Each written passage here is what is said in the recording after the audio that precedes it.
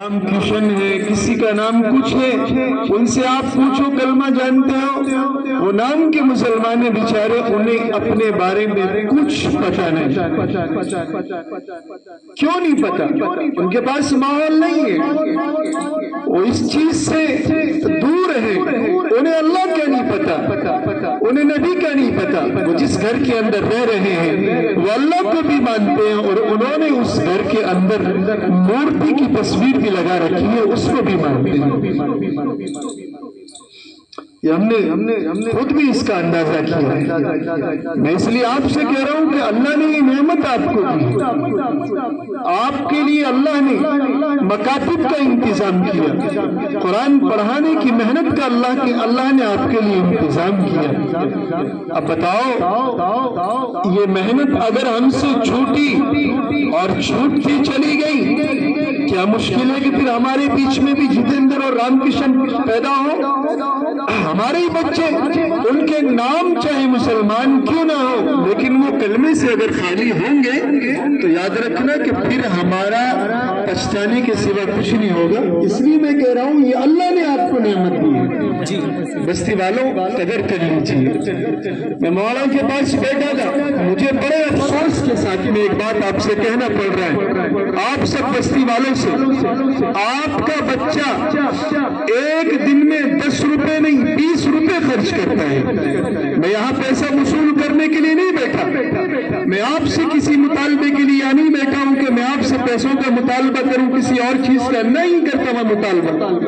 लेकिन एक चीज की तवज्जो आपको मैं उस तरफ दिलाना चाहता हूँ, इसको मैं दिल से इस बात पे कह रहा हूँ, दुखी दिल से कह रहा हूँ। 10 रुपया आपका बच्चा खर्च करता है, 20 रुपया दिन में खर्च करता है। आपके 5 बच्चे हैं, दिन भर में 50 रुपए खर्च कर दिए, 1500 रुपए आपका महीने में आपके बच्चों ने खर्च कर दिए।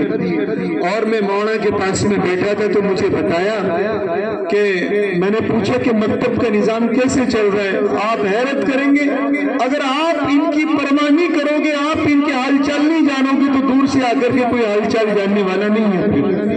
पड़ोसी का पड़ोसी पर हक होता है, और ये तो सबका हक है।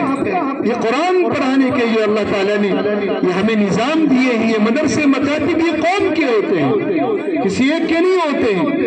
मैंने पूछा तो मौला ने बताया कि मेरे पास जो महीने की फीस इकट्ठी होती है वो तकरीबन 6000 से 6500 के बीच में आती है। तो मैंने कहा कि आप 6500 रुपए फीस कह दी, वो उसमें भी 100-200 500 रुपए रह जाते हैं। और फिर एक पढ़ाने वाला उस्ताद जिनकी तनख्वाह 5000 है, तो मैं मौलाना शाहिद साहब से कहने लगा आप तो माशाल्लाह फिर अल्लाह की रजा के लिए काम कर रहे हैं, बिल्कुल फी सबीलिल्लाह, कुछ है ही नहीं। आपके बच्चों का गुजर बसर कैसे? बोला जी छोटी मोटी जो मेरी पेंशन आती है उसी के बलबूते में अपना गुजारा करता हूँ। 3000 रुपए जो पेंशन होती है।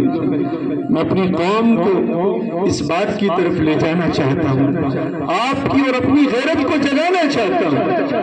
वो कौम जो जहां जरूरत न हो हराम कामों में एक नहीं लाखों खर्च करने के बाद उसे एहसास नहीं होता है। मैं अपनी उस कौम से मुखातब हूँ, आपसे मुखातब हूँ। कुरान की मेहनत पर हमारा क्या लगा है? अब बताओ, 5000 रुपए इसमें से उस्ताद को निकाल के दे दिए, अपने पास क्या बचा? फिर ये इमाम साहब ने मौलाना ने अपनी तरफ से ये सब जो है खरीद करके लाए हैं, इनामात भी ये खुद खरीद करके लाए हैं। अब 1000 के खरीदे, 2000 के खरीदे, 1500 के खरीदे। खुदा की कसम हमारे घर नहीं चलते इन मकतबों से। मैं आपसे कहना चाहता हूँ अगर हम इस मेहनत को छोड़ देते तो तुम्हारी नस्लों का क्या होगा? मैं इस बात को आपसे सवाल करना चाहता हूँ, कौन है तुम्हारी नस्लों को संभालेगा? ये माजूर आदमी है बेचारा, इसके साथ में पढ़ाने वाले और जितने भी मदरसे मकतब चल रहे हैं, खुदा की कसम उनसे घर नहीं बना करते, नहीं बनते उनसे घर। इनका कौन पुरसाने हाल होगा? इनको कौन पूछेगा?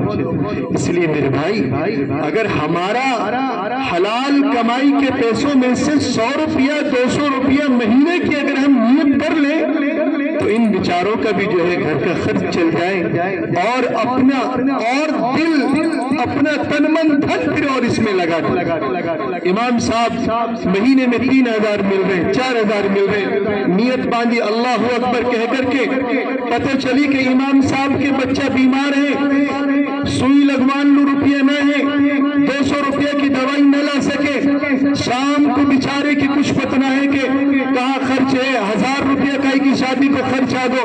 اب امام صاحب سے بھی نماز میں بھول پڑ گئی، تو بیچاروں سجدہ سہو کر رہے وہ کو دھیان بٹک رہے۔